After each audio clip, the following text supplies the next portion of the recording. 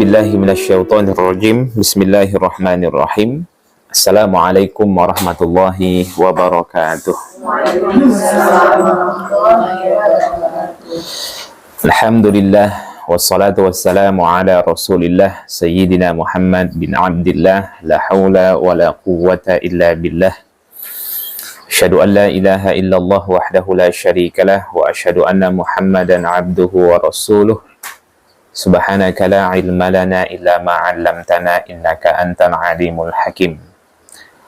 Bersyukur kepada Allah Subhanahu wa taala atas limpahan rahmat, taufik, hidayahnya sehingga sampai saat ini kita masih diberikan kesempatan untuk menghadiri majelis ini. Kemudian berselawat kepada Rasulullah, Allahumma salli ala Muhammad wa ala ali Muhammad. Kita buka dengan kalimat basmalah. Bismillahirrahmanirrahim. Baik ibunda rahimani wa rahimakumullah, sebelumnya kita telah membahas tafsir amin, ya. Amin dari sisi bahasa maknanya adalah kabulkan atau perkenankan, ya. Dan hakikatnya amin itu adalah bagian dari doa. Orang yang melafazkan amin walaupun dirinya sendiri tidak berdoa ketika dalam sholat berjamaah, maka sesungguhnya dia sedang berdoa. Nah, di antara fadilahnya sudah kita bahas juga, ya. Sebab terkabulnya doa, iya. Ya. Kemudian berharap agar Allah mengabulkan doa yang dipanjatkan dalam surah Al-Fatihah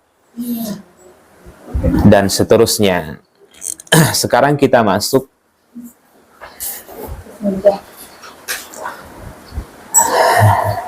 membaca ayat atau surah di dalam Al-Quran.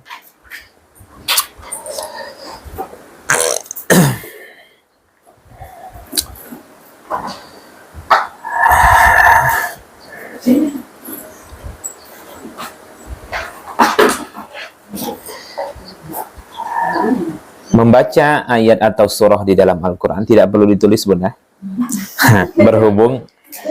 berhubung ini tidak bisa kita tadaburi, karena sesuai dengan konteks ayat yang kita baca. Nanti kan kalau sempat kita bahas panjang ceritanya nih. Nanti masing-masing ada yang baca surah Al-Insyirah, ada yang baca surah ini dan lain sebagainya. Tapi intinya begini. Nabi SAW bersabda, wa'lamu anna khaira a'malikum as-salah.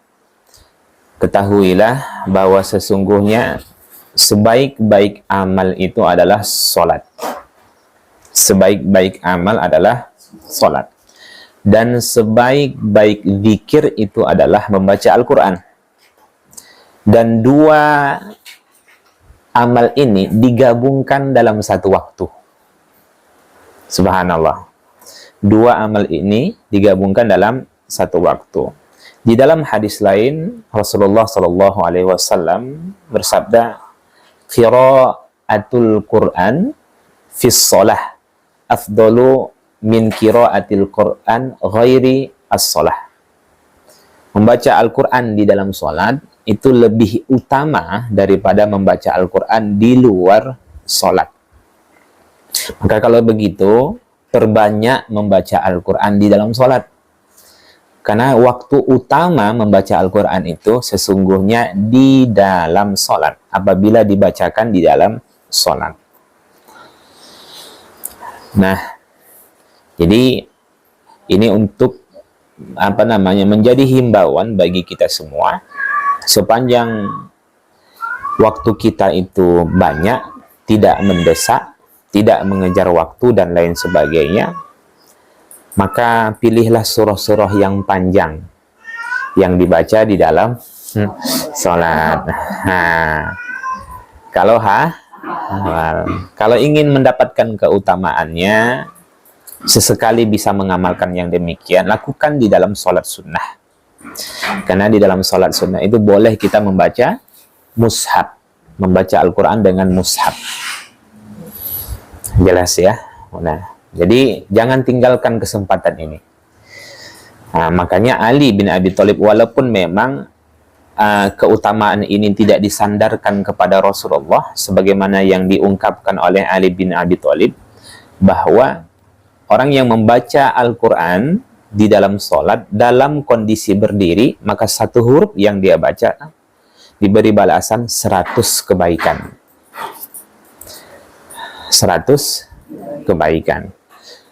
Berarti apa yang diungkapkan oleh Imam Ali bin Abi Thalib ini, kalau satu huruf kita membaca Al-Quran di dalam sholat, dalam kondisi berdiri. Kan dalam sholat sunnah kita boleh duduk kan? Ini dalam kondisi berdiri. Satu hurufnya itu 100. Nah, kapan lagi kita dapat, Bunda, 100 kebaikan? Iya kan? Nah, tapi mungkin sangat sedikit ya di antara kaum muslimin yang mengetahui fadilah ini, atau mungkin dia mengetahuinya, tapi mungkin karena ingin tergesa-gesa di dalam sholat, dia memilih surah-surah pendek. Tidak ada masalah sebenarnya. Tapi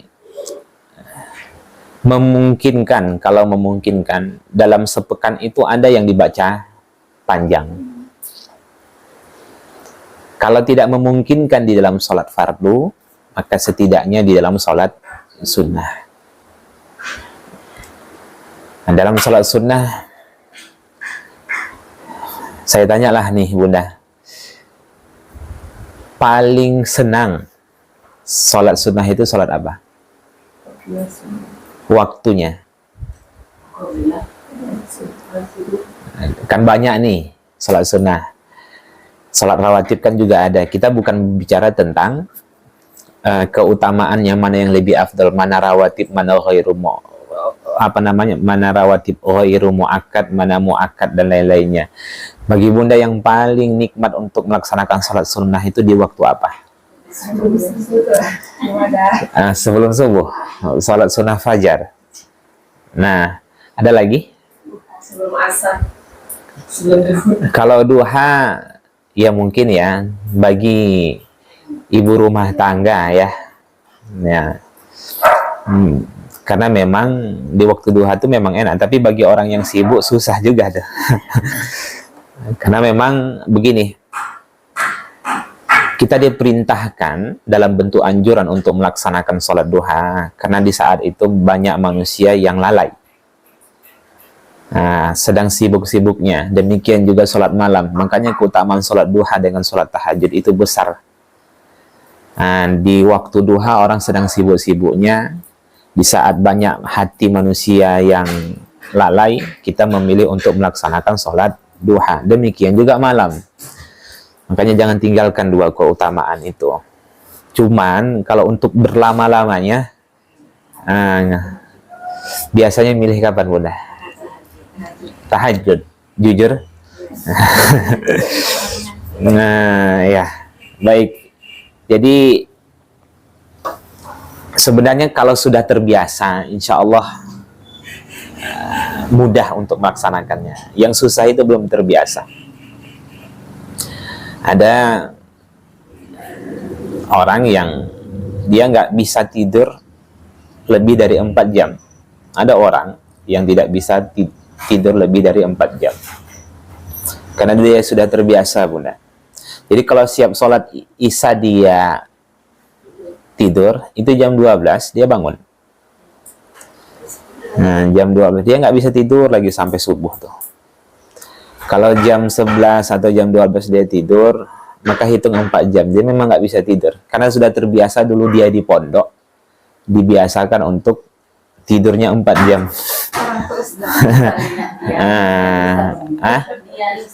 Nggak, dia lah. Ya kan?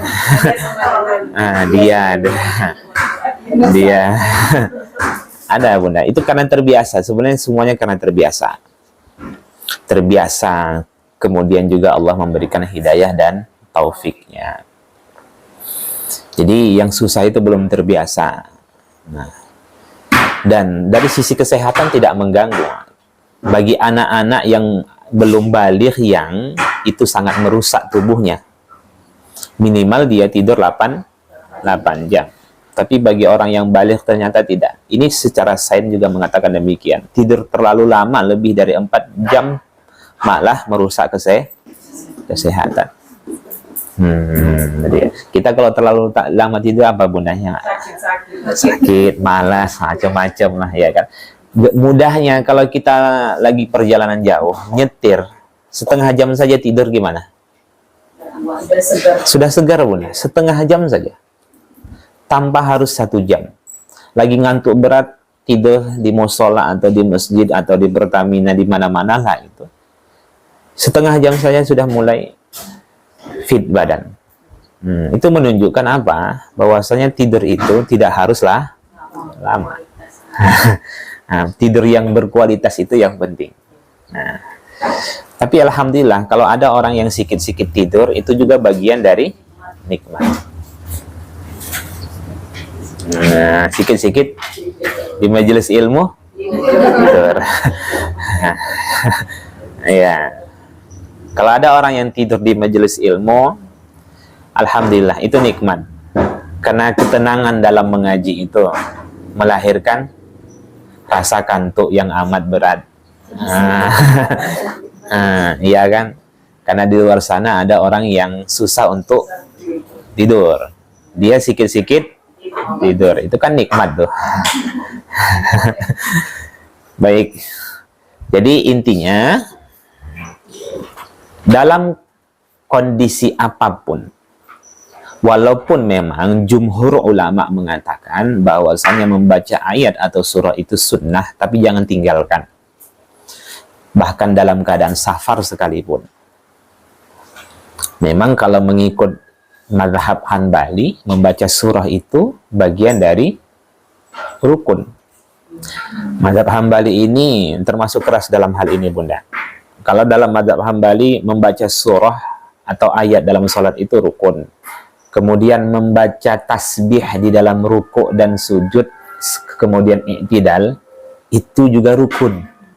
Jadi kalau orang yang meninggalkannya, sholatnya tidak sah. Memang mazhab Hanbali. Dalam mazhab Hanbali yang keras, yang namanya hadis dhaif, itu memang nggak boleh diamalkan. Makanya mungkin ada saudara-saudara kita kalau sudah melihat hadis dhaif, umpamanya contohlah berbicara tentang keutamaan nisfu Sa'ban, itu keras tuh, nggak diamalkan. Tapi ada pula ulama-ulama yang memboleh untuk mengamalkan sepanjang itu tidak dijadikan hujjah dan tidak dijadikan kekhususan, tidak dijadikan rutin. Apapun itu, amalan apapun itu ada, boleh. Seperti bunda membaca wa bihamdih subhana rabbiyal azimi wa bihamdih. Ini terjadi khilafiyah. Ada yang mengatakan ini hadisnya sahih, ada yang mengatakan ini hadisnya dhaif, tapi lebih banyak mengatakan hadisnya dhaif. Maka kalau dalam mazhab Hambali lebih baik memilih untuk tidak dalam bentuk kehati-hatian. Nah, karena hadis dhaif itu tidak boleh disandarkan kepada Rasulullah Shallallahu Alaihi Wasallam. Kalau ingin diamalkan silahkan, tapi jangan disandarkan kepada Rasulullah. Boleh diamalkan hadis dhaif? Boleh, boleh bunda. Hadis dhaif itu boleh diamalkan sepanjang dia tidak menyandarkannya kepada Rasulullah. Contoh gampangnya begini. Kalau bunda pergi ke Masjid Kuba, itu kan sunnah. Tapi kalau bunda pergi ke Gua Hiro, sunnah? Sunnah? Tidak. Pergi ke Gua Hiro tidak sunnah, tapi boleh pergi ke Gua Hiro? Oke. Nah, begitu maksudnya. Sepanjang dia tidak mengatakan kalau pergi ke Gua Hiro dan memilih sholat di sana itu sunnah, dia mendapatkan pahala tambahan dengan pergi ke sana, tidak. Tapi kalau ke Kuba, nah itu dia mendapatkan pahala ziarah. Contoh, begitu maksudnya. Jadi kalau ingin baca yasinan malam Jumat, baca yasinan malam nisfu Sa'ban, boleh, boleh. Sepanjang dia tidak menyandarkannya bahwasanya dengan dia mendapatkan keutamaan dengan membaca itu di malam nisfu Sa'ban. Itu maksudnya. Jangan disandarkan kepada Rasulullah. Kenapa adanya hadis dhaif? Itu karena ada di antara riwayat-riwayatnya itu yang majhul, tidak dikenal. Nah, kalau riwayatnya itu dikenal orang yang pendusta, berarti muncullah nanti hadis maudhu', hadis palsu. Nah, kan begitu. Ada yang tidak dikenal. Orang-orang yang tidak dikenal, umpamanya Imam Bukhari mendengar hadis ini dari si fulan, ditelusuri oleh Imam Bukhari, ternyata orang itu tidak dikenal oleh masyarakat, tidak dikenal kealimannya, ya kan? Kemudian tidak bobit hafalannya, tidak kuat, maka nanti muncul nanti itu takhrijnya hadis dhaif. Itu maksudnya itu. Jadi kalau kita ini yang meriwayatkan hadis Bunda, nah, pasti dhaif. Atau mungkin palsu. Karena mungkin ada yang tertinggal, jangan kan ya, sedangkan membaca ayat-ayat pendek saja ada yang salah baris, salah harokat gitu kan, ada yang tinggal hurufnya dan lain-lainnya, dan itu tidak boleh dijadikan hujjah karena bergantinya harokat itu bisa merubah makna dan nanti kandungannya juga berbeda. Baik, sampai sini paham ya? Terkait dengan membaca ayat atau surah, ada yang ingin ditanyakan? Apa tadi? Ya, berarti kalau misalnya yang mengamalkan hati yang sahih, berarti kita menyandarkan ke Rasulullah. Iya. Itu dapat keutamaannya. Iya. Nah, kalau yang dhaif kita nggak dapat keutamaan. Tidak, Bunda. Artinya hadis dhaif itu kita mendapatkan pahala dari sisi membaca Al-Qur'annya. Nah, tapi jangan mendapatkan keutamaan tambahan kalau kita mengkhususkannya. Paham ya? Tapi juga sebagian ulama mengatakan kalau sudah mengkhususkan berarti itu sudah menyandarkan kepada Rasulullah. Maka tidak boleh, maka jangan dirutinkan. Jangan dirutinkan. Maka kalau ditanya puasa nisfu Sa'ban atau puasa ayyamul bid? Ayyamul bid lah. Itu yang nah, itu lebih jelas, lebih sahih dia. Oke. Baik. Ada yang ingin ditanyakan terkait membaca ayat atau surah? Nah, fikihnya mungkin sudah kita bahas sebelumnya. Kalau kita lagi membaca surah, kalau di dalam sholat berjamaah, membaca surah Al-Fatihah, ya kan? Karena ketika imam membaca surah, kita membaca surah Al-Fatihah. Kalau tidak selesai, kalau imam sudah ruku', maka tidak perlu diselesaikan. Kecuali jika diyakini bisa mendapati rukuknya imam. Karena nanti ada konsekuensinya. Kalau seorang makmum itu tertinggal 2 rukun dari imam, maka secara otomatis batal sholatnya. Contoh, dia ingin menyelesaikan surah Al-Fatihah, kemudian imam saat itu sudah i'tidal, maka batal sholatnya secara otomatis. Dia sibuk, karena sudah ketinggalan 2 rukun. Dia ruku, kemudian imam sudah sujud. Nah, itu batal secara otomatis sholatnya.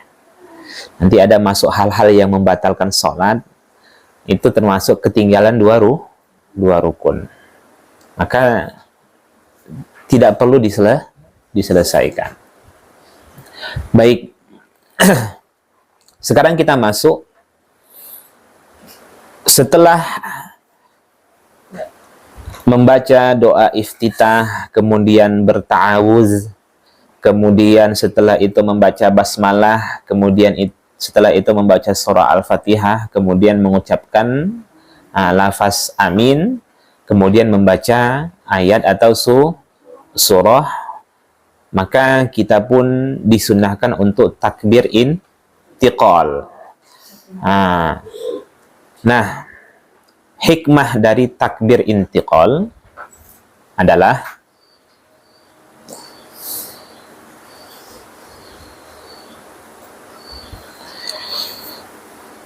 sebagai bentuk pengagungan kita kepada Allah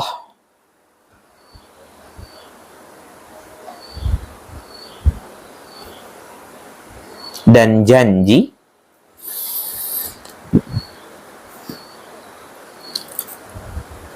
bahwa kita akan selalu mengagungkannya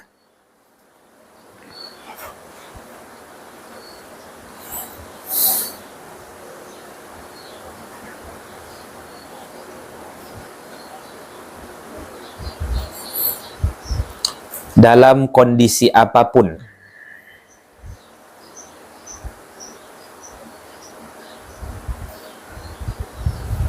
Baik itu saat berdiri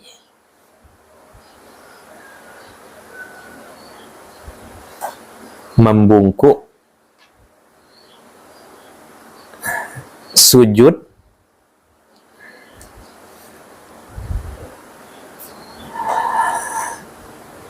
dan duduk.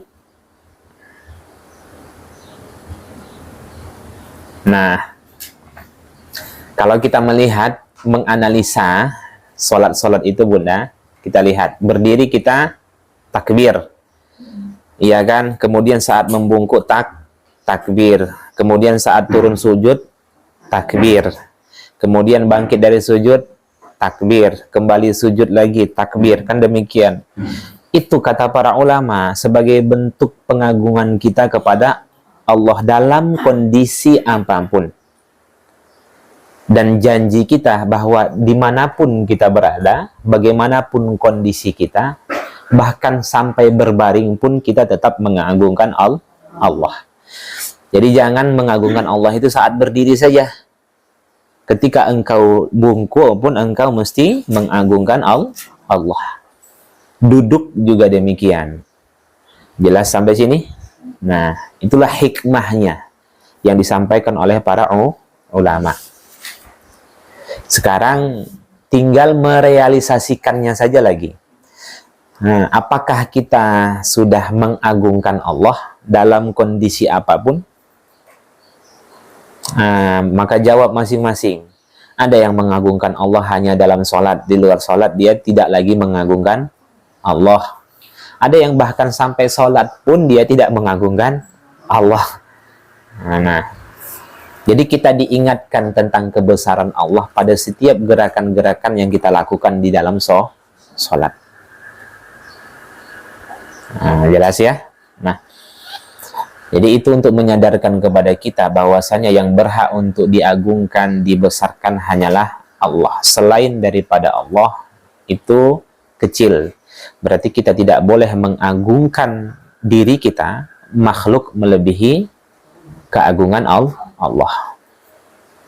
Nah, tandanya apa? Maka bisa dilihat apakah dalam hidup ini kita sudah menjadikan Allah itu menjadi nomor satu dalam setiap aktivitas kita atau tidak. Itu tandanya. Tanda yang paling jelas yang bisa kita lihat apakah kita sudah membesarkan Allah, apakah kita jadikan Allah itu nomor satu atau tidak. Terkadang banyak orang yang mengucapkan takbir, tapi faktanya Allah itu selalu di nomor duakan. Iya kan? Maksudnya apa? Antara sholat dengan kerjaan, maka dia dahulukan kerjaan. Berarti yang diagungkan kerjaannya. Itu maksudnya Bunda. Nah, itu contohnya. Anak dengan sholat, pasangan dengan sholat, membaca Al-Quran. Baca Al-Quran itu kan bentuk kita mengagungkan Allah. Ibadah itu bentuk kita mengagungkan Allah. Sekarang pertanyaannya, apakah kita mendahulukan ibadah kita atau tidak? Jelas. Jual gorengan, iya kan? Supaya nikmat rasanya, dia memilih untuk tidak puasa. Berarti yang dia besarkan saat itu gorengannya. Nah, karena kalau dalam keadaan puasa dia tidak bisa merasakannya dan lain-lainnya. Mungkin begitu. Berarti saat itu yang dia besarkan adalah gorengan. Nah, iya kan? Ketika dia begitu takutnya dia dengan atasannya, tapi dia tidak pernah takut, menyesal, bahkan menganggap dirinya berdosa saat meninggalkan sholat. Tapi begitu takutnya dia meninggalkan pekerjaannya. Berarti saat itu yang dia agungkan adalah atasannya, pekerjaannya.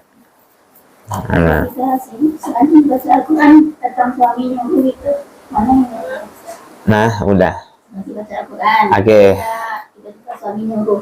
Maka dalam hal ini, berhubung membaca Al-Quran itu adalah ibadah sunnah, sedangkan taat kepada suami itu wajib, maka dahulukan.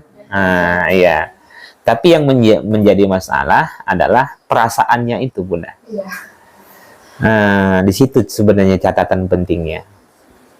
Keyakinannya, perasaannya.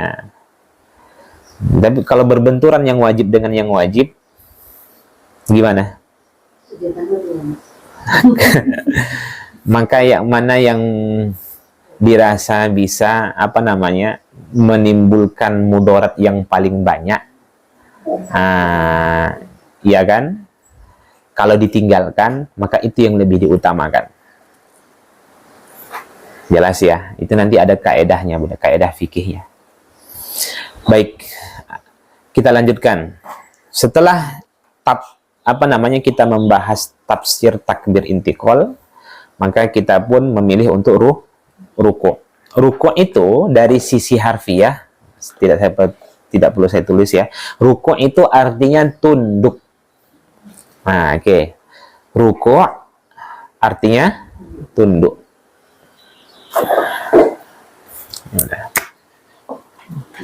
Ar-ruku'. Maknanya tunduk. Kalau i'tidal,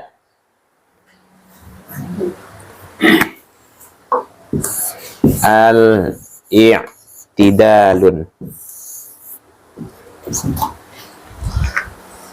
Kalau ruku artinya tunduk. Kalau i'tidal terambil dari kata al-adlu. Al-adlu artinya adil, seimbang. Maka ketika secara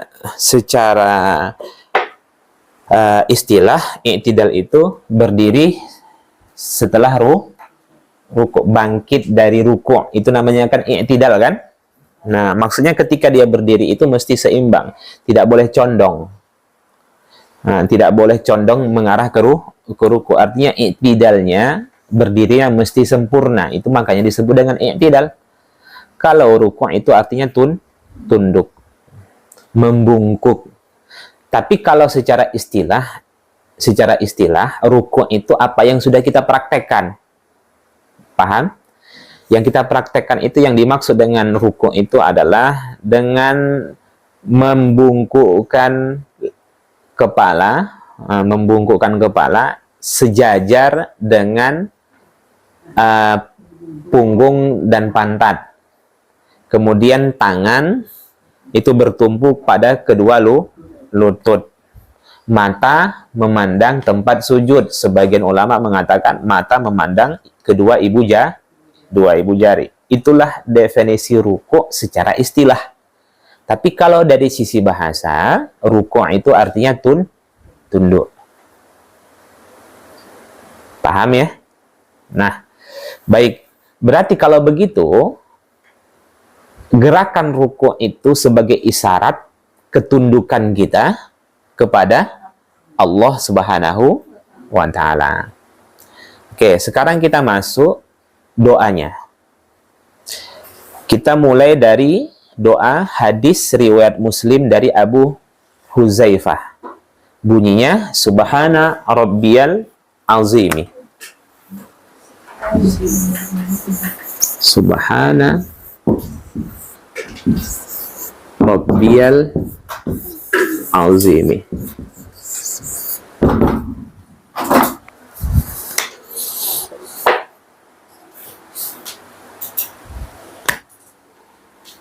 kita sampaikan dulu sumber doanya.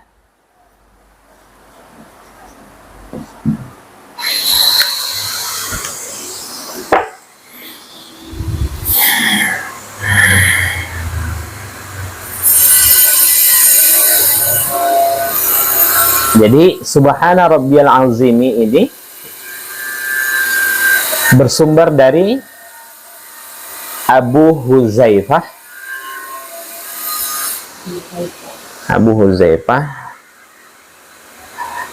Hadis riwayat Muslim.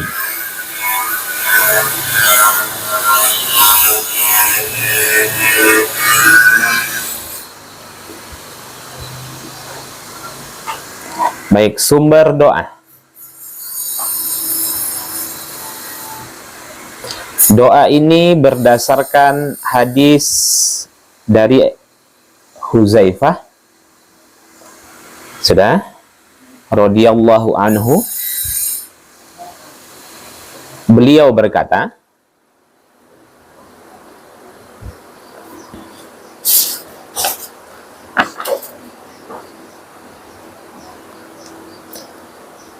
saya sholat bersama Nabi Sallallahu Alaihi Wasallam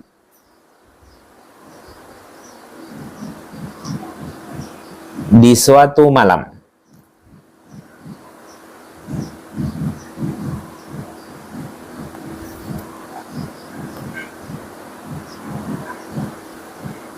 Beliau mulai dengan membaca surah Al-Baqarah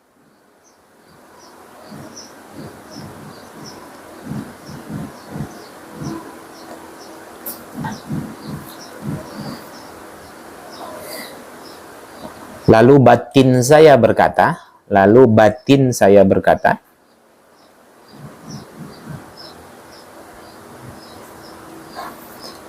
beliau akan rukuk setelah dapat 100 ayat.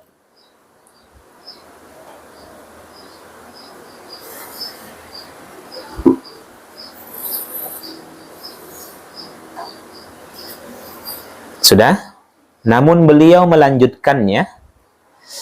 Namun beliau melanjutkannya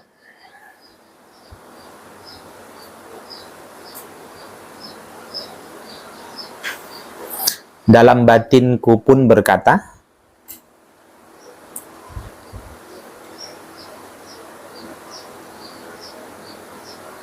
mungkin beliau melakukan sholat ini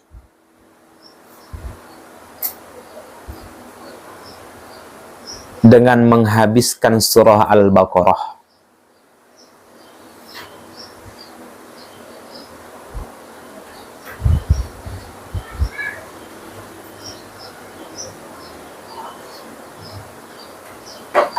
Namun beliau melanjutkannya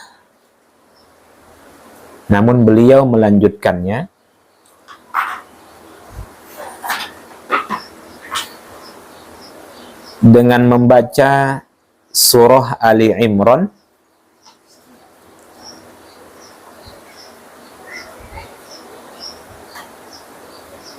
dan surah An-Nisa sampai selesai.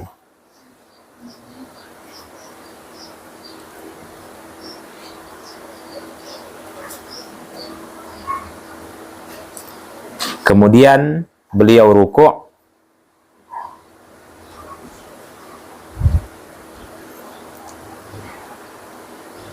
dan beliau membaca Subhana Rabbiyal Azim.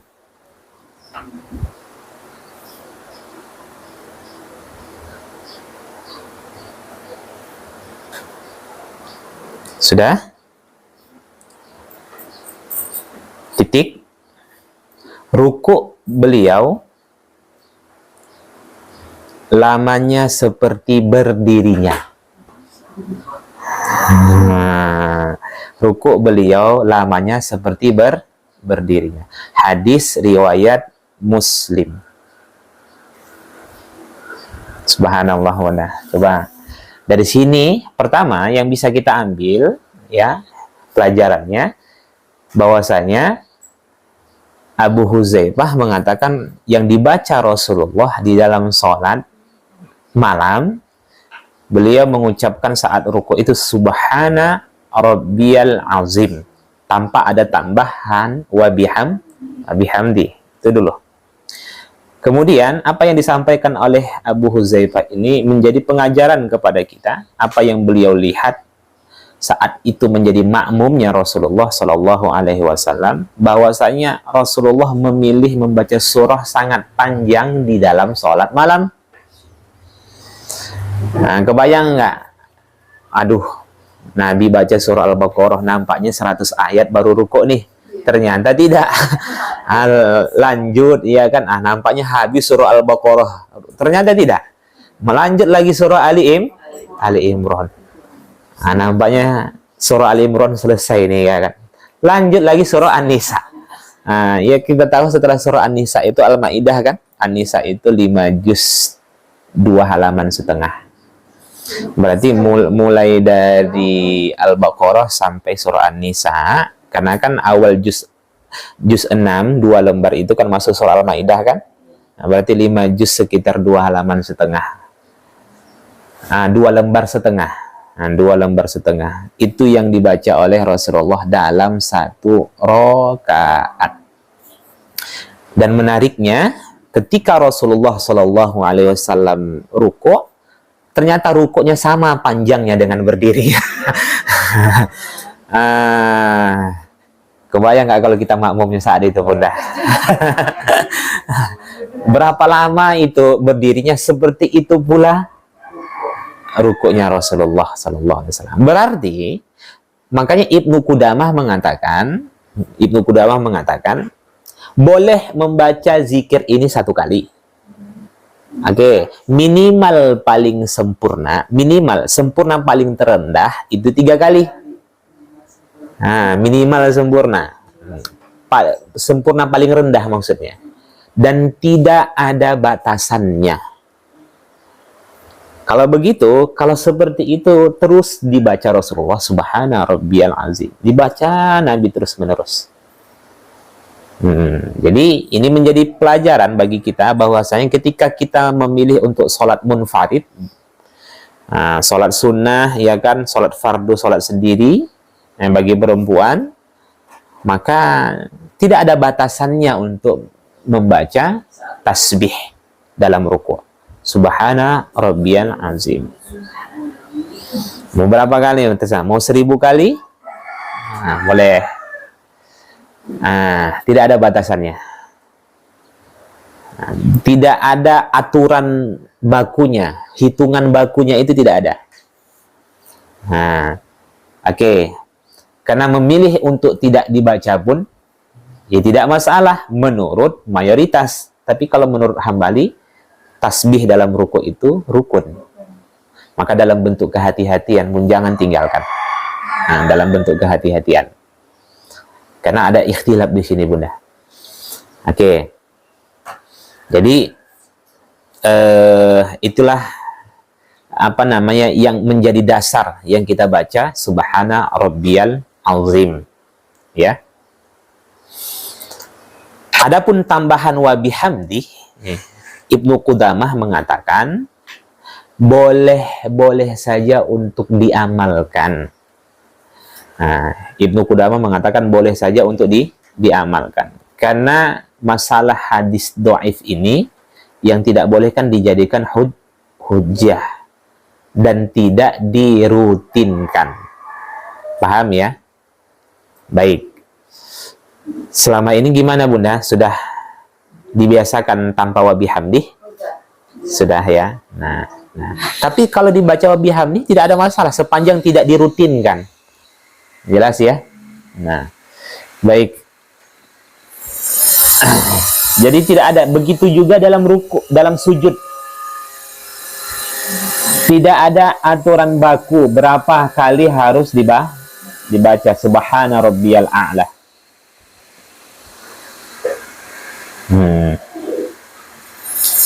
Oke. Nah. Sekarang kita masuk tafsirnya.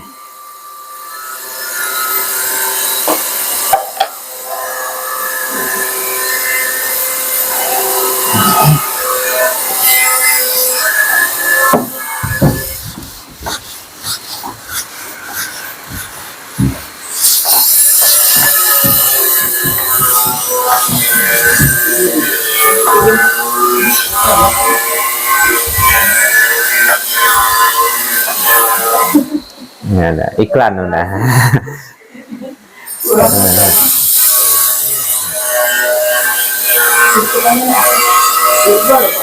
Nah, boleh bunda, nggak ada masalah. Lagian ustadznya nggak makan orang kok.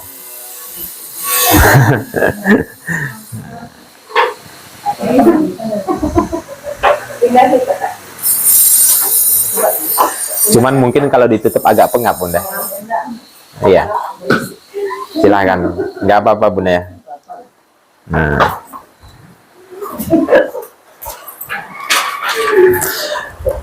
jadi kalau ada ujian seperti itu fokus saja. Maksudnya makin dipasang pendengaran itu. Jadi seseorang itu akan mendapatkan balasan sesuai dengan tingkat usaha dia. Ya kan, semakin semangat dia, semakin besar balasannya. Yang menentukan ibadah itu bisa sama bunda, amalan itu, tapi yang menentukan kualitas ibadah itu pahalanya, semangatnya. Makanya kan apa yang Nabi sampaikan dalam hadis sahih, sesungguhnya engkau dibalas sesuai dengan besarnya usahamu dan besarnya biaya yang engkau keluarkan. Itu kata Nabi.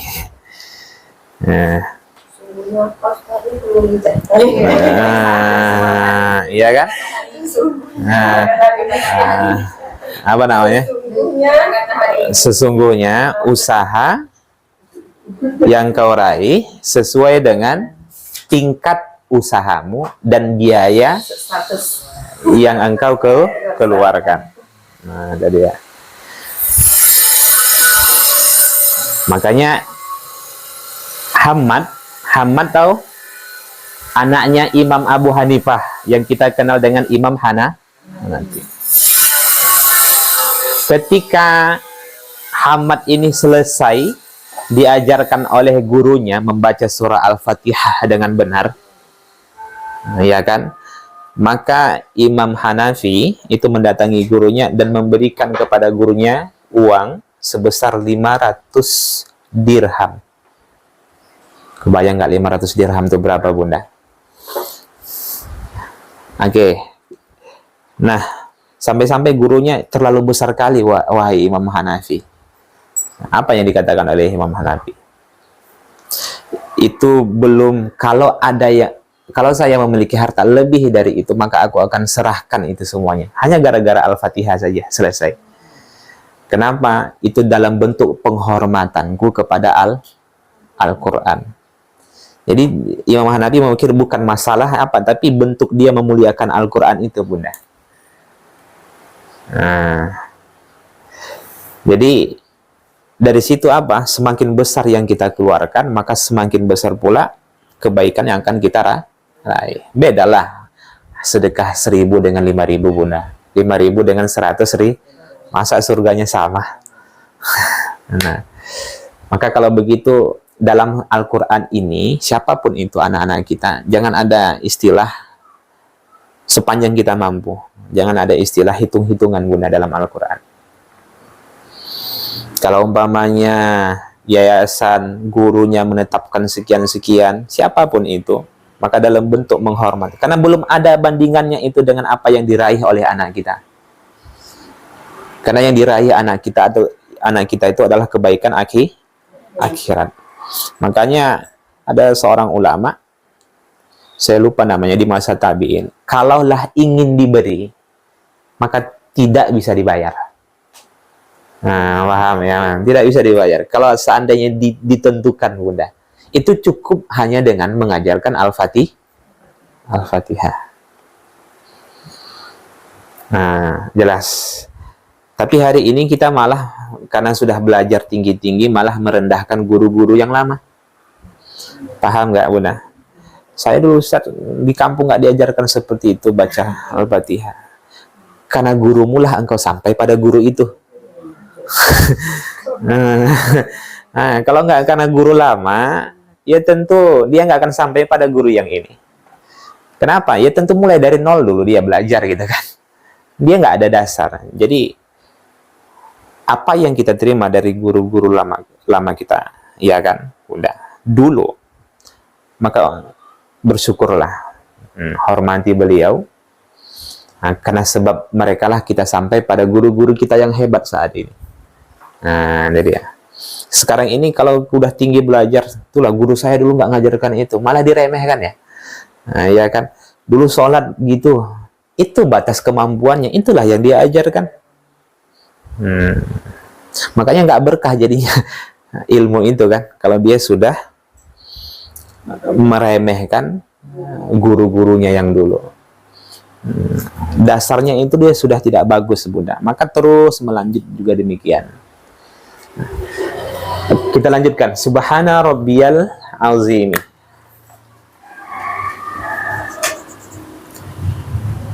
Subhana, maha suci. Rabbi, Tuhanku. Al-azim, yang maha agung.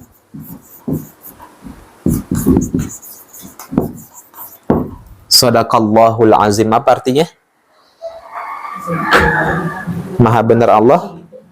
Sadaqallah,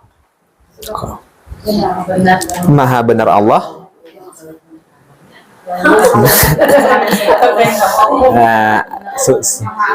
Maha benar Allah yang maha agung. Jangan karena sering moderator, maha benar Allah dengan segala firman-Nya. Nah, Subhana rabbiyal azim. Baik. Saya pikir bertanya tadi, Bunda. Baik. Subhana rabbiyal azimi, maha suci Tuhanku yang maha agung. Baik. Di dalam ungkapan ini kita sedang bertasbih. Bertasbih.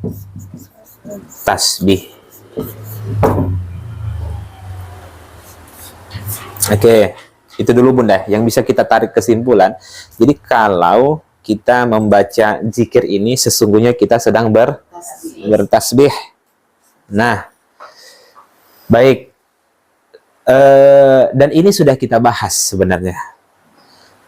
Tinggal lagi saya tes saja lagi.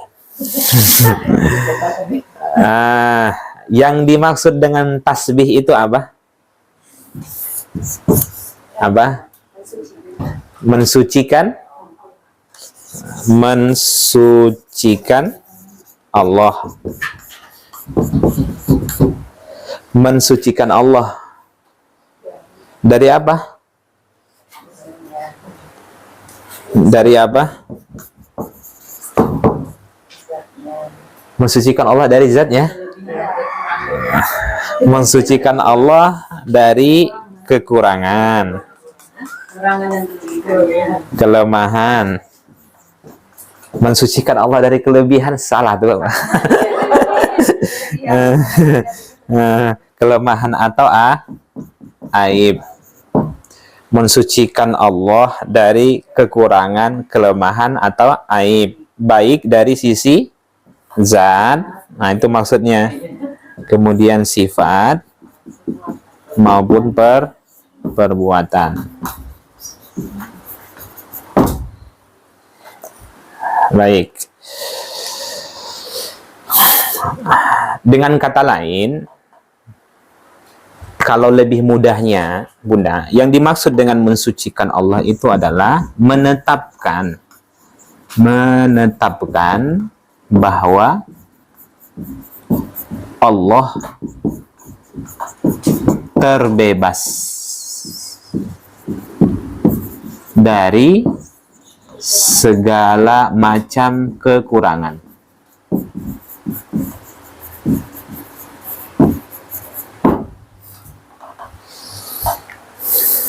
Jadi kalau kita bertasbih itu, sesungguhnya kita sedang menetapkan bahwa Allah terbebas dari segala macam kekurangan. Nah, baik dari sisi zatnya, ya kan, kemudian sifat maupun perbuatan. Oke, berarti apa namanya,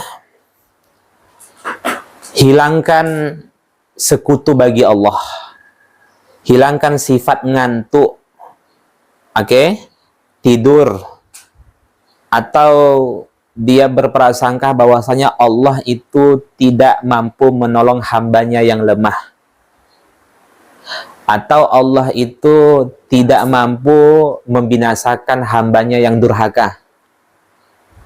Kalau ada prasangka-prasangka seperti itu, keyakinan-keyakinan seperti itu hilangkan Bunda. Bahwasanya Allah terbebas dari kekurangan. Kenapa terlambatnya pertolongan datang? Berarti saat itu dia tidak mensucikan Allah. Dan ini sebenarnya sudah kita bahas. Orang yang menyekutukan Allah, maka sesungguhnya saat itu dia tidak mensucikan Allah. Oke? Orang yang melakukan kesyirikan, apapun bentuk kesyirikan, maka sesungguhnya saat itu dia tidak mensucikan Allah. Iya, mensucikan Allah itu dari sisi lisan. Tapi ingat, dari sisi perbuatan juga iya. Jangan hanya dari sisi lisan saja, tapi perbuatan tidak. Orang yang tidak tunduk taat dengan hukum dan ketetapan Allah, berarti dia tidak mensucikan Allah. Kalau mensucikan Allah itu begini maksudnya Bunda. Bahwa apa saja yang ada di alam semesta ini tidak pernah ada kesalahan sedikit pun. Oke. Kita tahu kan bahwasanya alam semesta ini kan dalam pengaturan Allah, dalam penciptaan Allah. Semuanya dalam ketetapannya. Kalau begitu tak ada yang salah apa saja yang terjadi di alam semesta ini. Termasuk apa yang kita terima saat ini.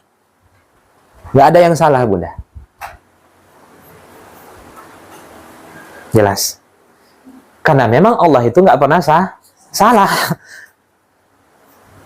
Semua yang kita terima pasti ada hikmahnya. Itu cara mudah menjalani kehidupan ini supaya tidak galau, tidak larut dalam kesedihan. Apa saja Bunda, tidak ada yang salah. Kenapa Allah takdirkan rezekiku seperti ini? Kenapa Allah takdirkan aku punya anak seperti ini?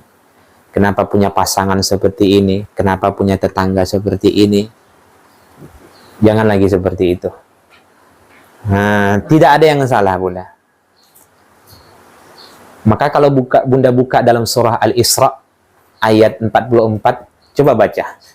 Surah Al-Isra ayat 44. Yang mewakili, silahkan.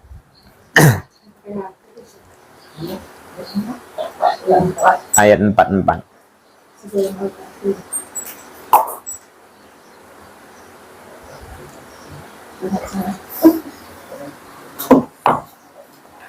Ketemu? Silakan. Silakan Bu Vita. Buat baca kuat. Langit yang tujuh, bumi dan semua yang ada di dalamnya bertasbih. Pelan-pelan. Coba. Langit yang tujuh. Berarti 7 lapis lah langit. Kemudian Bumi dan semua yang ada. Bumi. Pelan-pelan mudah. Supaya saya jelaskan. Langit yang 7 lapis langit. Oke. Bumi. Lanjut. Dan semua yang ada di dalamnya. Semua yang ada di dalam bumi. Manusiakah itu, hewankah itu, tumbuh-tumbuhankah itu, airkah itu, udarakah itu. Paham ya? Dan lain-lainnya. Lanjut. Bertasbih kepada Allah. Bertasbih kepada Allah. Mensucikan Allah. Lanjut.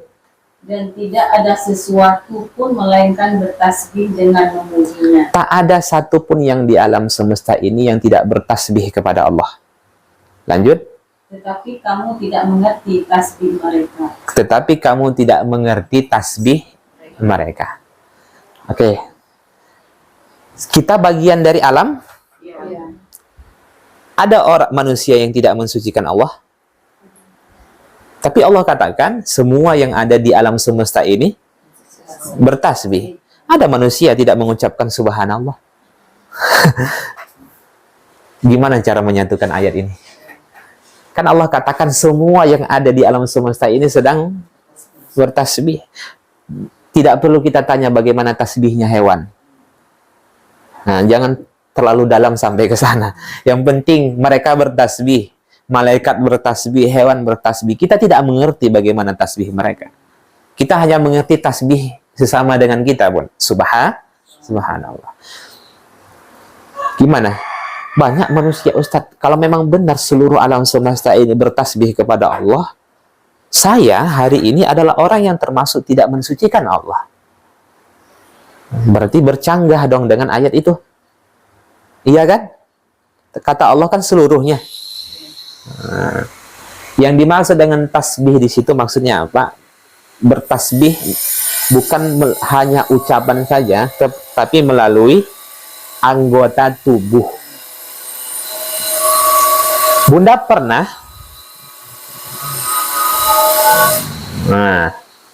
tunggu dulu, kita Bunda. Pernah Bunda mengatur bagaimana kelopak mata Bunda itu kapan harus berkedip dan tidak? Pernah, Bu? Itulah bertasbih itu. Kalau Allah perintahkan kedipkan mata, ya dikedipkan tanpa kita sadari. Ketika Allah perintahkan, wahai alis mata, jangan pernah tumbuh lebat, nggak pernah tumbuh. Wahai bulu mata, jangan tumbuh panjang. Maka sampai kapanpun ini tidak akan pernah tumbuh panjang. Coba, pernah Bunda lihat? Sampai kemari alis matanya gitu. Ketika Allah perintahkan rambut kepala itu tumbuh panjang, maka tumbuh dia. Iya Bunda. Iya Bunda. Anggota tubuh kita itu sedang bertasbih Bunda. Tinggal lagi lisan manusia dan keyakinannya serta perbuatannya yang belum bertasbih. Iya kan? Coba, kuku kita itu bisa panjang karena Allah perintahkan untuk panjang. Tapi gigi kita nggak pernah panjang loh. Coba gigi kita itu panjang Bunda. Seperti kuku gimana kira-kira? Dracula kan? Sini panjang gitu kan? Subhanallah. Secara terpaksa anggota tubuh itu bertasbih. Jelas. Lihat Bunda. Jadi jangan sesekali kita meremehkan ungkapan itu. Nah, kita yang tidak menyadari bahwasanya sebenarnya anggota tubuh kita ini sedang bertasbih. Aliran darah, kapan dia harus berhenti jantung itu, iya kan? Kapan dia harus berdetak?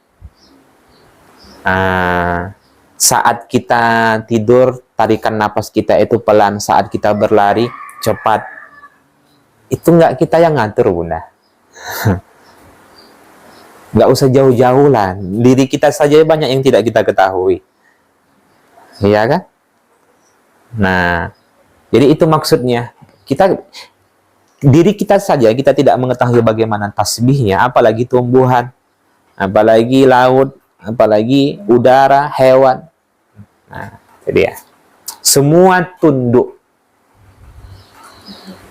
Cuman banyak lisan manusia ini yang mengkotori Allah. Ustadz, kenapa kita harus mensucikan Allah? Padahal kalaupun tidak disucikan Allah itu, Allah tetap suci. Iya. Iya benar. Kenapa kita harus mensucikan Allah? Kalaupun kita tidak mensucikan Allah, Allah tetap suci.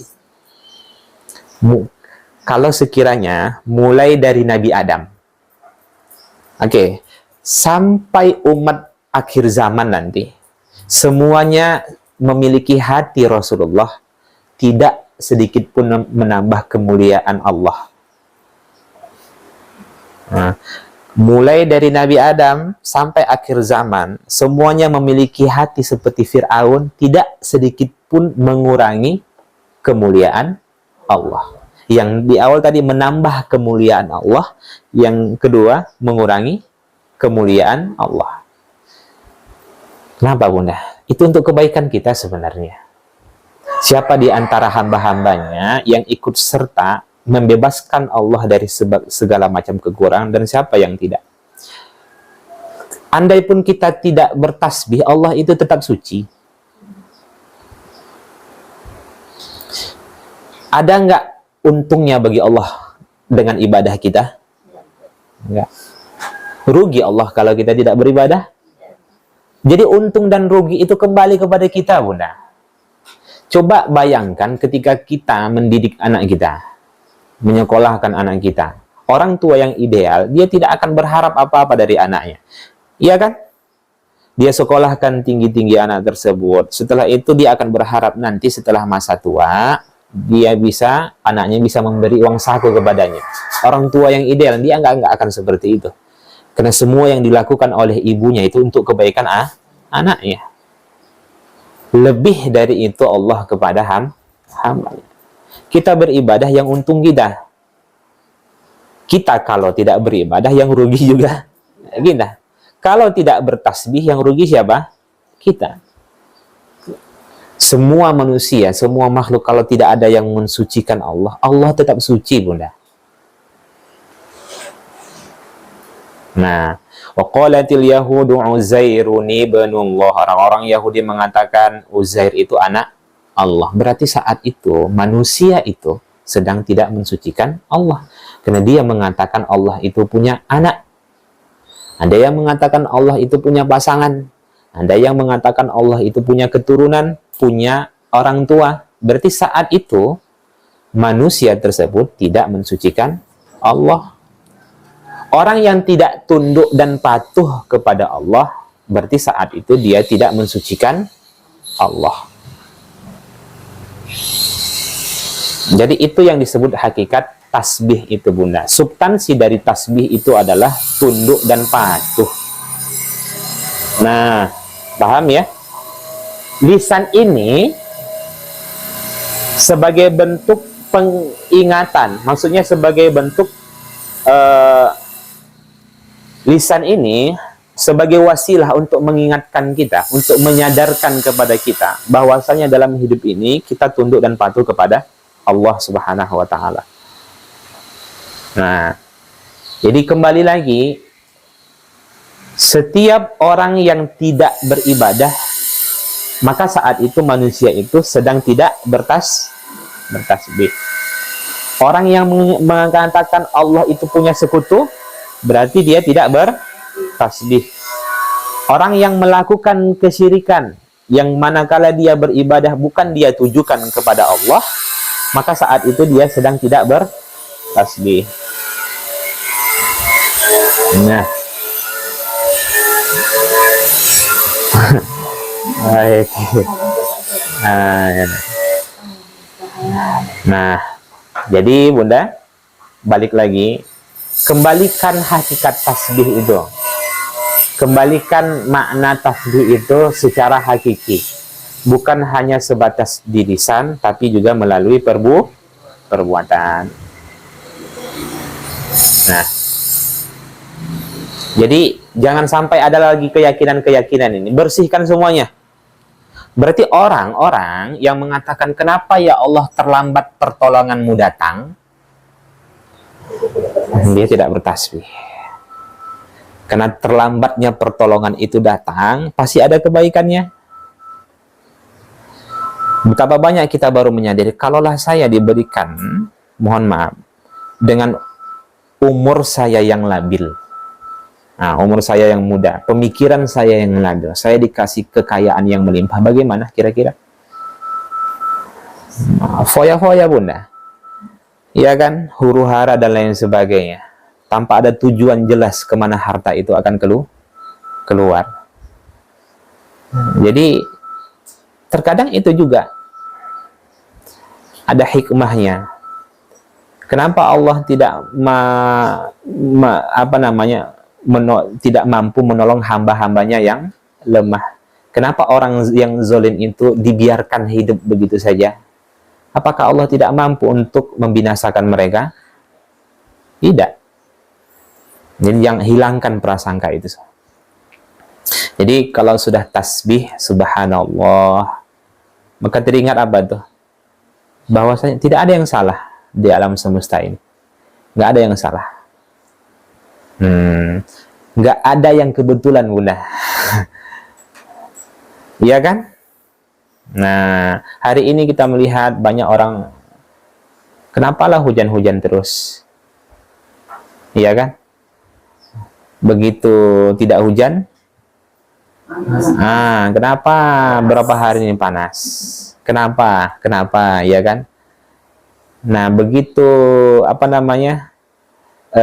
termasuk juga masalah waktu, cuaca dan lain-lainnya. Ya kan? Ada ungkapan-ungkapan yang sebenarnya tanpa dia sadari dia sedang tidak mensucikan Allah. Kenapa?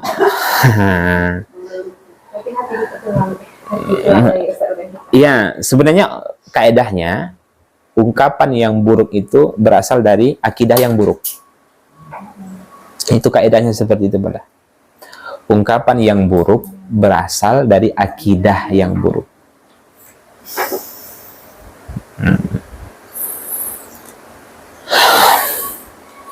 Ada yang ingin tanyakan sampai sini? Nah, kita lanjutkan ya, udah. Tasbih mensucikan Allah, menetapkan bahwa Allah terbebas dari segala macam kekurangan. Sebenarnya, Bu, kembali lagi, bukan karena kita mensucikan Allah, baru Allah itu suci. Paham ya? Jadi Allah itu tetap suci. Tapi ingat, satu-satunya zat yang bisa mensucikan kita hanyalah Allah. Paham? Jadi di situ, kalau kita ingin disucikan diri kita oleh Allah, maka sucikan dirinya. Bukan berarti maksudnya bertasbih itu adalah menetapkan kalau kita mensucikan Allah, Allah itu baru suci. Tidak, itu salah. Nah, kalau kita agungkan Allah, Allah baru agung. Kalau kita puji Allah, Allah baru tidak. Allah itu sudah terpuji. Baik. Lanjut, Robbi. Robbi apa maknanya? Tuhanku apa di sini, Bunda? Menciptakan, kemudian memiliki, kemudian mengatur.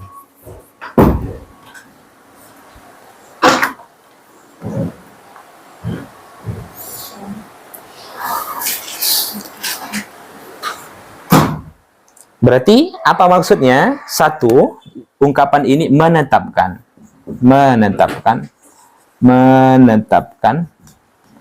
bahwa Allah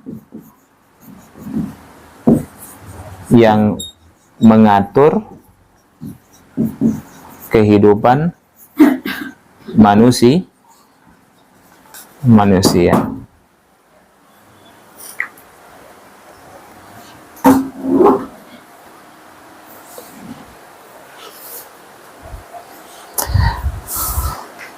Robbi itu sering kita baca ya. Robbi firli dzunubi, ya kan? Itu sebenarnya saat itu kita sedang menetapkan bahwasanya Allah yang menciptakanku, memiliki aku, kemudian yang mengatur kehidupanku. Kira-kira kalau dia pahami dengan seperti itu gimana? Subhanallah. Dia tidak akan pernah menyandarkan keberhasilan yang dia miliki itu karena usahanya. Itu kan ungkapan dari Korun tuh. Makanya ungkapan-ungkapan itu mencelakakan seseorang. Itulah yang menjadi sebab Korun itu dibinasakan oleh Allah. Karena semua kekayaan yang dia dapatkan, dia katakan ini karena hasil usahaku. Lenyap. Nah, udah nggak boleh karena kita sudah mengatakan Rob itu maksudnya Allah yang menciptakan. Kalau disandingkan kepada alamin berarti Allah menciptakan semesta alam, yang memilikinya, kemudian yang mengatur. Apa buktinya? Ini semua dalam pengaturan Allah, Bunda. Iya kan? Kembali lagi tadi, kapan harus bernapas, kapan harus berdetak. Kita nggak pernah ikut andil jantung kita ini kan? Pernah ikut andil kita? Enggak kan? Kita saja tidak kita ini, kalau Bunda berdiri, sadar nggak yang anggota tubuh mana yang membuat Bunda bergerak?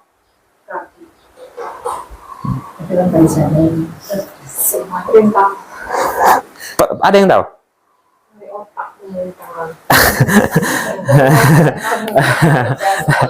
Nah, subhanallah, itu dalam pengaturan Allah, Bunda. Kita tidak sadar, Bunda. Iya kan? Kita tidur dalam pengaturan kita bernafas itu. Enggak, kita kan nggak sadar. Iya kan? Ditutup seorang aja 20 menit dah selesai. Nah, aliran darah kita itu hidung ke bawah, nggak ke atas. Iya kan? Nah, coba lubang hidung ke atas. Ya, gigi kok iya ya, gigi nggak pernah panjang ya. Tapi kuku pernah Pak panjang. Kita harus motongnya sepekan sekali. Bulu mata nggak pernah panjang, alis mata demikian. Tapi rambut begitu. Itu dalam pengaturan Allah Subhanahu wa taala. Jadi jangan kreak kali lah jadi orang itu. Paham kreak udah. Sok gitu. Ujub itu tidak boleh. Nah, lanjut. Al-Azim, Maha Agung itu maksudnya menetapkan bahwa semua sifat Allah maha sempurna. Al-Azim itu maksudnya menetapkan semua sifat Allah maha sempurna.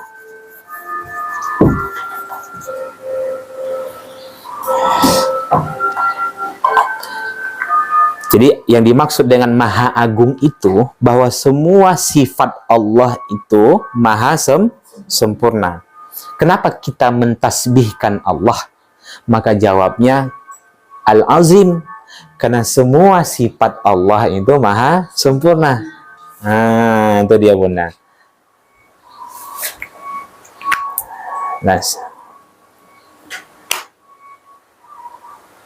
Jadi kalau tasbih itu ditimbang dengan langit dan bumi, mana lebih berat?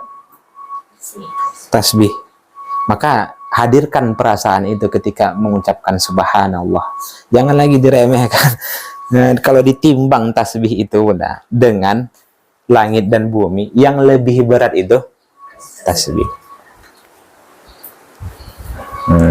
Tapi banyak orang yang ketika mengucapkan itu sepele saja. Subhanallah, subhana rabbiyal azimi. Nah, ya kan? Tidak ada kesadaran, munculkan kesadaran itu.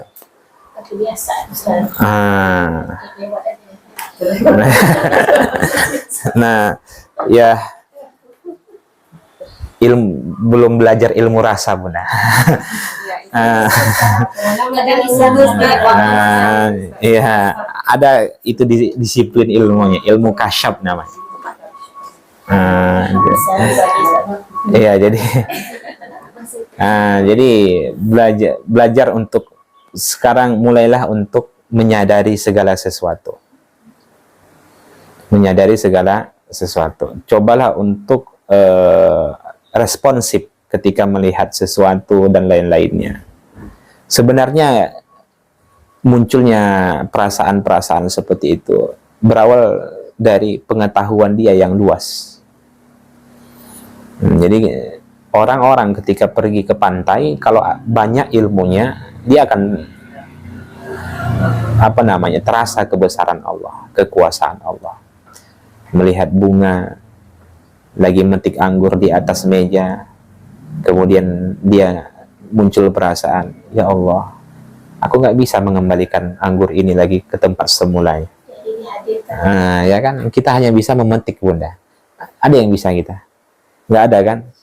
Melihat pisang, kok begitu ya? Iya kan? Rapinya dia tumbuh. Nah, itu berawal dari pengetahuan, makanya responsif dia. Jadi ketika melihat sesuatu seperti itu, dia ucapkan subhanallah, subhanallah, subhanallah. Itu dia. Kalau belum muncul seperti itu biasanya pengetahuannya masih minim, masih rendah. Itulah kita dituntut untuk belajar supaya sampai pada tahap itu. Iya kan? Lihat orang-orang dulu, Bunda, lihat orang dulu. Ketika melihat padi tunduk, muncul. Iya kan? Muncul kata. Orang sekarang lihat padi biasa aja. Iya kan? Kemudian melihat ulat, iya kan? Kemudian dia berpuasa. Setelah itu dia menjauhkan dirinya dari orang-orang. Setelah itu berubah menjadi kepompong. Ya kan? Ya Allah, itu kan. Ular dari dulu sampai sekarang tetap begitu saja. Iya kan? Terus menerus dia berpuasa supaya berganti kulitnya. Tapi tetap dipanggil ular. Tapi ulat, iya kan? Begitu dia berpuasa, iya kan, maka berubah sebutannya menjadi kupu. Yang dulu itu merusak tumbuh-tumbuhan, sekarang membantu serbuk sari bunga.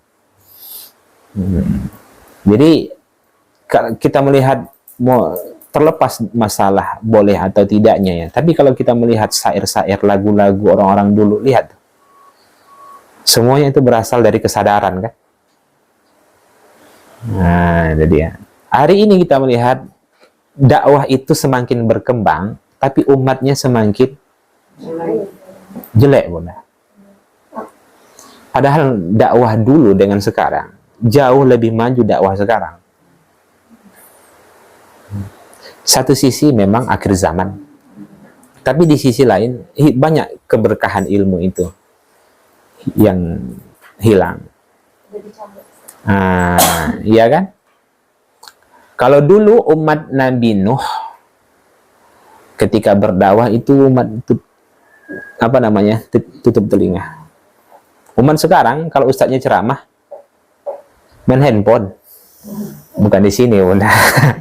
Di luar sana. Jadi sibuk berbicara di belakang, ya kan? Itu sebenarnya kan mirip seperti umat Nabi Nuh. Apalagi banyaklah keberkahan ilmu. Termasuk juga, mohon maaf, para dai-dainya yang jauh juga dari keberkahan. Kenapa? Sekarang ini hidup ceramah, tapi ceramah itu hidupnya di instansi-instansi. Di panti asuhan tidak. Iya kan? Dipanggil dia untuk menghadiri tabligh akbar di kantor DPR, cepat dia. Dipanggil untuk ngisi ceramah di panti asuhan, nggak mau dia. Iya kan? Hari ini, mohon maaf, hari ini ada ungkapan-ungkapan jauh-jauh pergi ke luar negeri, ujung-ujungnya balik kampung berdakwah. Rugi kali lah dia. Padahal dia saat itu memilih untuk balik kampung karena dakwah nggak maju di kampung. Di kota dakwah itu maju. Dia memilih ke sana. Dihina tuh ustadznya. Kenapa pemikiran orang seperti itu sekarang, Bunda? Jadi sudah banyak perubahan itu. Nah, bahkan dalam menuntut ilmu pun juga demikian kan. Kalau dulu sahabat ketika menuntut ilmu, itu di depan sahabat, satu pun di antara kami tidak ada yang berani bergerak. Kebayang atau bagaimana tuh, Bunda?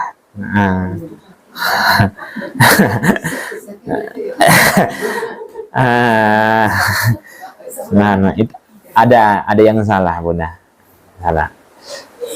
Iya kan? Kalau dulu itu mencatat. Kalau sekarang nggak mau dah. Banyak, mohon maaf, banyak majelis-majelis itu nggak mau mencatat. Malas Ustadz, suruh bawa buku sama pena, nggak mau dia, udahlah dengarkan saja gitu. Sedangkan yang nulis saja belum tentu masuk. Ustadznya ceramah 2 jam, bla bla bla bla bla bla bla bla. Cobalah simpulkan. Nah, itu. Makanya berbeda orang yang intensif itu dengan yang hanya sebatas. Makanya saya sampai saat ini saya belum pernah menghadiri kajian yang judulnya Tabligh Akbar. Karena pertama dari sisi yang disampaikan mungkin ya umum-umum, yang kedua saya melihat bagi saya pribadi nggak nikmat malah belajar ramai-ramai itu. Lebih baik datangi guru, belajar dan lain-lainnya. Baik, ada yang tanyakan sampai sini?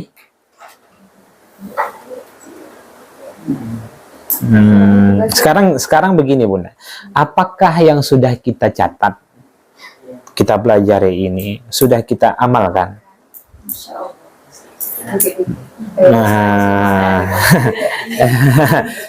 Nah, kalau lewat begitu saja, yakinlah sampai kapanpun nggak akan berubah sholat itu. Makanya caranya di rumah itu saya saja yang ngajar nih Bunda, itu saya koreksi. Ada nggak kira-kira ungkapan saya yang salah? Ya kan? Kira-kira candaan saya itu nampaknya menyakiti hati jamaah lah. Itu saya koreksi itu Bunda. Dalam hal menyampaikan juga seperti itu.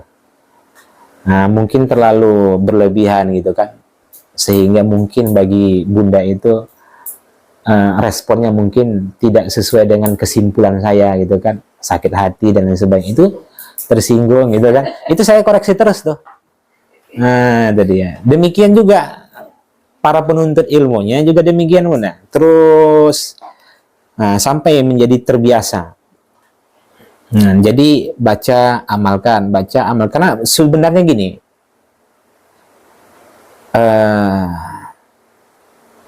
apa namanya, bahwa ajaran-ajaran Allah itu, syariat-syariat Allah itu tujuannya untuk memperingatkan kita.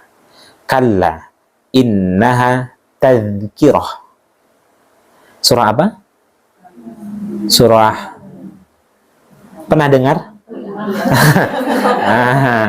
Kalla innaha tadhkirah. Sesungguhnya dia, maksudnya syariat-syariat Allah itu, termasuklah di dalam Al-Quran dan Sunnah, tadhkirah, memberikan peringatan.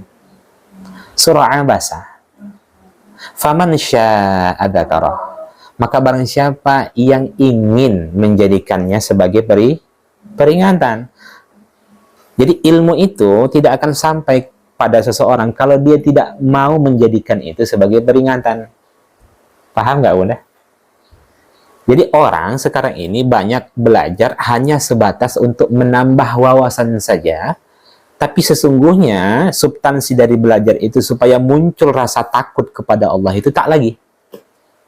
Nah, yang penting aku pintar, tahu ini, tahu itu, sudah. Tapi dia sendiri tidak mengamalkan itu.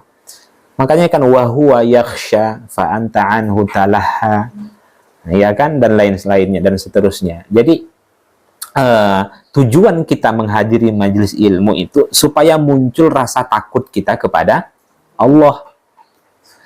Tapi hari ini kita melihat banyak para dai ketika dia menyampaikan sesuatu bukan malah membuat jamaahnya takut, malah membuat jamaahnya makin lalai dalam mengingat Allah.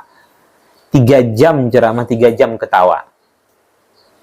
Nah, iya kan? Makanya itulah yang membuat jamaah ini kok dakwah itu hidup, tapi umatnya makin rusak. Yang membuat rusak itu, kalau dulu yang membuat rusak itu orang-orang kafir Bunda di masa kenabian. Sekarang ini yang membuat rusak itu umat Islam itu sendiri. Iya kan? Hari ini kita lihat tuh di Tasikmalaya, kalau ingin naik haji, pergi ke Gua Safarwadi. Ya,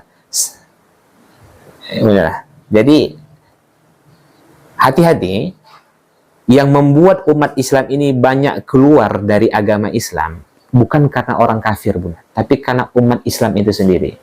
Karena ada rasa ketidakpuasan mereka terhadap umat Islam. Ketika mereka susah, yang memperhatikan mereka adalah orang-orang kafir. Tapi umat Islam itu sendiri tidak mau memperhatikan saudaranya. Dia merasa diperhatikan oleh orang kafir, sehingga dia memeluk agama non-muslim. Disalahkan orang kafir. Iya kan? Nah, jadi itu kembali lagi, ini semua yang kita pelajari ini supaya untuk mengingatkan kita. Makanya kenapa kalau kita baca Al-Quran, kenapa hukum-hukum itu, peringatan-peringatan itu terulang? Iya kan? Bunda nanti kalau baca Quran, lihat terjemahnya. Ini ada dalam surah ini, di sini juga ada. Supaya kita senantiasa diingatkan oleh Allah. Mungkin kita ini sebagai manusia lupa, teledor, ya kan? Kalau benar dia menjadikan Al-Quran itu sebagai peringatan, kalau dia ketemu ayat yang berbicara tentang sholat khusyuk, dia akan sholat khusyuk. Karena Allah perintahkan dia sholat khusyuk. Berarti mengingatkan kepada dirinya bahwa sholat itu harus khusyuk. Berawal dari kelalaian itu berubah menjadi sholat khusyuk. Kalau saat ini dia lagi makan harta haram, kemudian dia baca ayat Al-Quran, oh ternyata dilarang makan harta haram, menipu, dan lain-lainnya. Dia tinggalkan itu, kemudian dia beralih menjadi memakan harta halal. Berarti saat itu dia menjadikan ajaran-ajaran Allah itu sebagai peringatan. Demikian juga ini, tasbih ini bukan hanya sebatas untuk menambah wawasan saja. Itu sebenarnya substansi dari ilmu itu. Jelas ya? Nah, ini apalah bahasanya itu ya. Nasihat singkat lah. Supaya apa yang kita pelajari ini bukan hanya sebatas untuk menambah wawasan saja. Jadi kalau hanya Bunda hafal, Bunda setor kepada guru, setelah itu Bunda tinggalkan, nggak ada manfaatnya itu. Hafal Allahumma ba'in, setelah itu tinggalkan, setor kepada guru, itu nggak ada manfaatnya. Ya kan. Kemudian kita mau bahwasanya subhanallah, menetapkan bahwasanya Allah terbebas dari kelemahan, kekurangan, masih buruk sangka kepada Allah, masih mengeluh dengan takdir, ya kan, itu berarti dia tidak menerapkan itu. Itulah kenapa sholat itu bisa merubah hidup seseorang ke arah yang lebih baik. Karena dia selalu dinasehati di dalam sholatnya. Paham sampai sini? Baik. Minta hidup ini, Bunda, nggak cukup dengan usaha saja, tapi juga harus banyak berdoa. Minta taufik kepada Allah. Karena kekhawatiran Nabi dan para sahabat itu, walaupun mereka maksimal beribadah, mereka tetap mengucapkan Rabbana taqabbal minna innaka antas sami'ul alim. Mereka berharap agar amal mereka diterima, padahal amal itu sudah mereka laksanakan secara maksimal. Itu bentuk kekhawatiran mereka, ya kan? Jadi jangan lepaskan dalam hidup ini. Ikhtiar, ijtihad, doa. Ikhtiar, memilih jalan yang baik. Ijtihad, bersungguh-sungguh melakukan jalan yang baik itu. Kemudian berdoa. Ya Allah, kenapalah susah kali aku menghafal doa iftitah ini. Berarti saat itu dia, Bunda, masih menyandarkan hafalannya itu pada kemampuannya, pada otaknya. Itu nggak boleh itu. Dia harus berdoa, memohon dimudahkan. Dia. Jadi kan ilmu, kemudahan, istiqomah itu datangnya dari Allah Subhanahu wa Ta'ala. Itu yang kita selalu pelajari dalam surah Al-Fatihah. Ihdinas siratal mustaqim. Tapi nggak cukup siratal ladzina an'amta alaihim, yaitu jalan-jalan yang telah engkau beri nikmat atas mereka. Maksudnya Allah memerintahkan kita Kalau ingin menjadi orang yang baik, ikuti jalan orang-orang soleh terdahulu. Nah, itu dia. Berarti kita diperintahkan untuk berusaha. Jangan berpangku tangan saja. Nah.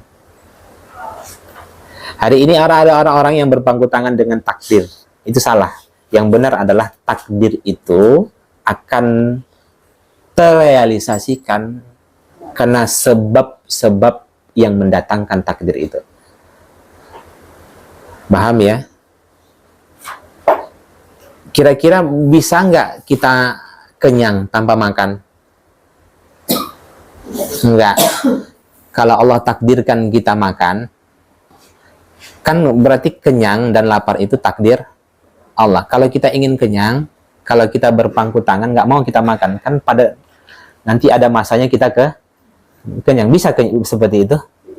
Berarti dia harus makan. Nah, baik. Ada yang ingin tanyakan?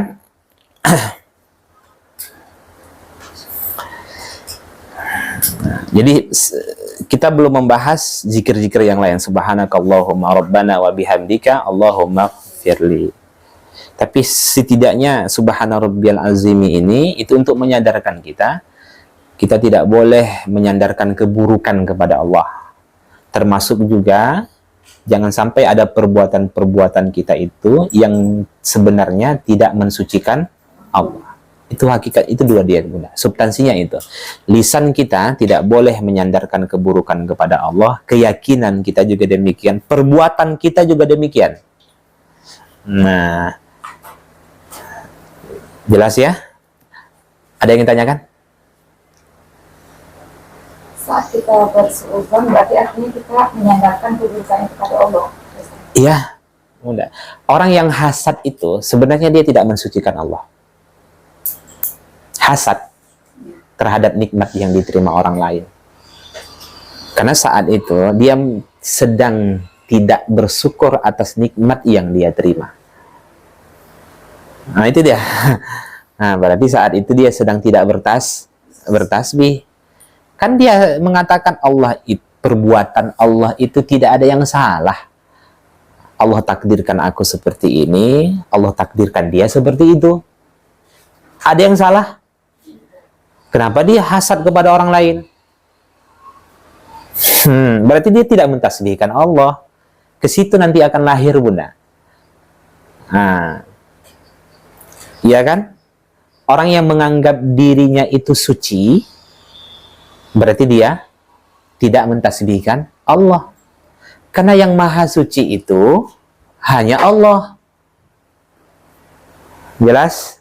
Apalagi termasuk juga kalau dia begitu bengis, begitu susah kali memaafkan kesalahan orang lain, berarti dia tidak mensucikan Allah. Kenapa?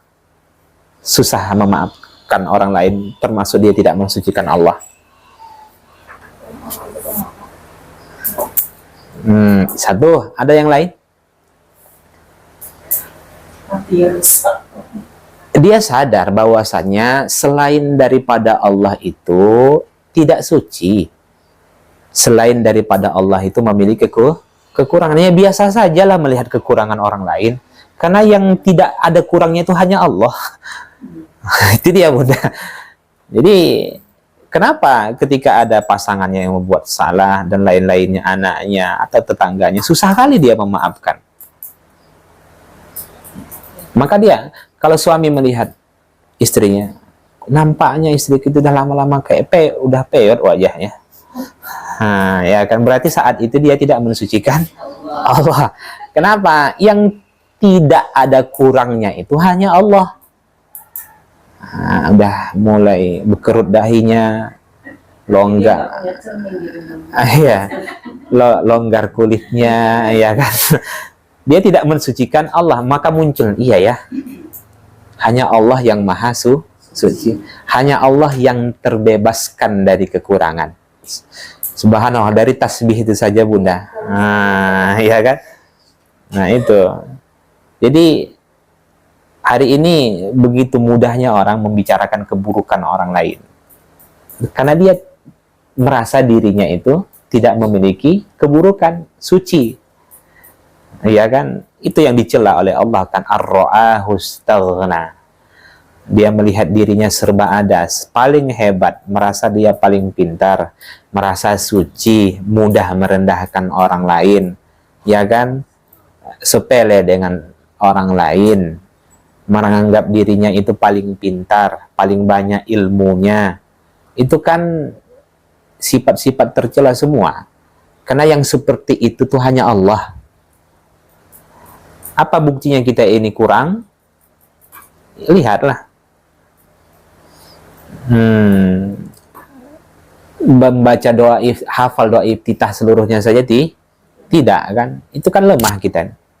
Coba kita koreksi diri kita, Bunda, sehingga kita tidak mudah menyalahkan orang lain. Jadi kalau orang lain itu punya kesalahan, biasa saja. Yang namanya manusia ya punya salah, namanya manusia itu punya kekurangan. Yang maha suci Allah. Nanti akan muncul nanti itu perasaan-perasaan seperti itu. Istri juga lihat kayak gitu, melihat kekurangan suami gitu kan, biasa saja. Jangan kreak kali jadi manusia. Jadi iya, sama halnya Bunda, bersahabatlah dengan penyakit yang saat ini ada. Iya, bersahabat, jangan lagi mengeluh, karena memang tubuh ini udah lama dipakai, udah saatnya dia memang ada masanya, itu kan, karena yang maha suci itu Allah, terbebas dari kekurangan itu Allah. Allah itu tidak punya penyakit, maha kuat, tidak punya kelemahan, tidak ngantuk, tidak tidur. Kita semua punya itu,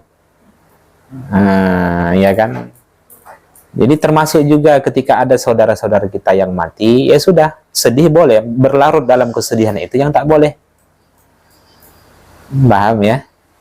Sedih itu boleh, beberapa hari boleh, sepanjang tidak mengabaikan ketaatannya kepada Allah. Abu Bakar, orang yang paling termasuk manusia yang paling banyak menangisnya dalam sholat setelah Rasulullah. Begitu Nabi wafat, semakin nangisnya Bunda dalam sholat. Dalam riwayat disebutkan seminggu lebih Abu Bakar itu menangis dalam sholat karena kematian Rasulullah. Tapi itu tidak meninggalkan ketaatannya. Boleh, makanya menangis dalam sholat itu boleh. Bisa dia menangis karena takut dengan azab Allah, takut dengan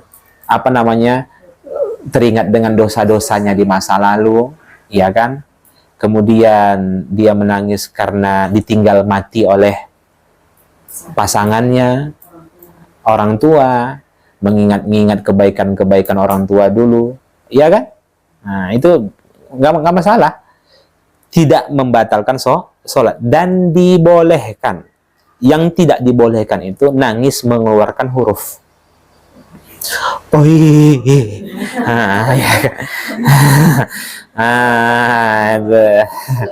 Nah, ya kan, itu nggak boleh. Kalau sebatas bergemuruh di dalam dadanya tidak ada masalah. Itu nggak boleh. Itu boleh Bunda. Yang nggak boleh itu ada huruf-huruf. Makanya menangis berdehem mengeluarkan huruf, menangis mengeluarkan huruf itu membatalkan sholat, walaupun yang keluar satu huruf. Hasim, nah, ya kan? Atau ada orang sholat, Allahu Akbar, Bismillahirrahmanirrahim, lupa tadi baca ta'awuz, kata itu tidak boleh. Tapi kalau bagi orang yang lupa, itu tidak membatalkan sholat. Jelas. Menangis, banyak sahabat-sahabat yang seperti itu. Nah, kita umumnya menangis itu kalau sedang dapat masalah. Atau kita menangis karena orang menangis juga. Muhasabah di hotel, mati lampu, nangis karena di samping orang nangis. Bukan karena nangis apa yang dibaca oleh ustadz itu ayatnya. Lagi sholat nangis gitu kan. Bukan nangis karena mentadaburi ayat itu, karena di samping juga nangis gitu. Terbawa suasana. Bukan seperti itu, Bunda. Maka muhasabah bareng itu tak ada. Muhasabah bareng itu nggak ada. Dan saya orang yang tidak membiasakan diri saya untuk berzikir secara berjamaah, karena zikir berjamaah itu khawatir mengganggu orang lain yang sedang khusyuk berzikir. Paham ya? Kita juga peduli sama orang. Sebenarnya kalau mungkin ada di antara kalau kita zikir berjamaah, dia ingin membaca zikir itu secara sempurna. Ya kan, pelan-pelan. Itu kan mengganggu orang jadinya. Sehingga kita memilih untuk tidak zikir banyak kemaslahatannya. Jadi ya. Baik, alhamdulillah. Insyaallah kita sambung. Pekan depan libur ya, Bunda? Pekan depan libur. Sama. Dipakai ya, Bunda. Ini saudara ya? Kakaknya suami. Kakak suami ya, Bunda. Oh, pesta. Iya. Sama, Bunda. Besok pun hari Sabtu itu juga memang saya tidak bisa hadir juga. Alhamdulillah. Berhubung ada acara khutbah nikah. Ada yang nikah saya. Ada yang nikah, saya diminta untuk misi khutbah nikah. Saya masalah sebenarnya dari yang seperti itu saya menolak. Sudah banyak yang saya tolak tuh. Cuman ini dipaksa. Karena melihat pernikahan saya itu baru seumur jagung. Jadi yang lebih paham itu yang bunda-bunda inilah, yang lebih banyak ujian kehidupannya. Kalau saya ini kan yang pernikahan 5 tahun ke bawah ini kan masih rentan gitu kan, pengalaman belum banyak gitu kan. Makanya saya memilih untuk tidak mau. Itu sebenarnya. Jadi tapi tolong gitu. Alhamdulillah. Jadi ada hal-hal yang seperti itu yang saya tolak, Bunda. Termasuk juga mengisi manasik haji. Saya belum haji. Walaupun ya kan, tapi kan kondisi di lapangan itu kita tidak tahu. Jadi kita tidak tahu bagaimana nanti. Ya secara teori iya, solusinya iya, tapi kan bagaimana kalau jamaah nanti yang mohon maaf yang sakit lah, yang haid lah, dan lain-lainnya gitu kan. Bagaimana solusinya? Saya menolak untuk manasik. Baik, alhamdulillah, barakallahu fikum jami'an. Kita tutup dengan doa kafaratul majlis. Subhanakallahumma bihamdik, nasyhadu an la ilaha illa anta, nastaghfiruka wa natubu ilaik. Assalamualaikum warahmatullahi wabarakatuh.